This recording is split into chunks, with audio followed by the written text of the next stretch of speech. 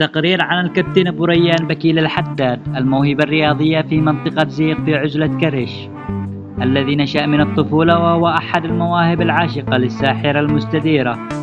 بدأ أبو ريان بممارسة كرة القدم وهو في سن 12 في عمره في مدرسة علي عبد الغني بمركز زيق، ومن ثم ترعرع وهو متمسك بسلاح الرياضة، وظل الكابتن بكيل الحداد لاعب في الفرق المدرسية من عمر 12 عام إلى عمر 18 عام، ومن ثم ظل يتابع المباريات عبر الإذاعات اليمنية، وكان من أحد مشجعي نادي تلال عدن.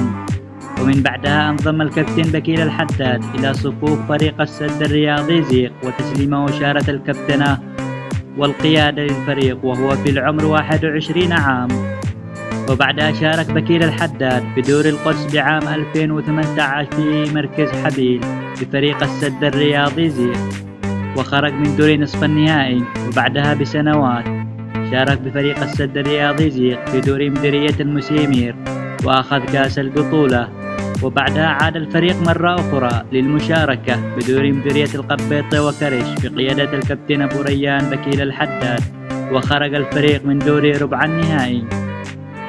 وبعدها بنفس العام قام مدير العام لمديرية القبيطة ومدير مكتب الشباب والرياضة في مديرية القبيطة بتعيين الكابتن بكيل الحداد الأمين العام لنادي الشموخ الرياضي القبيطي.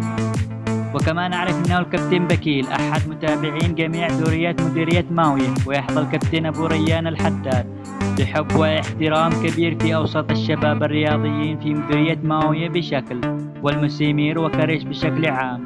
مع تحيات محمد أحمد العجيلي.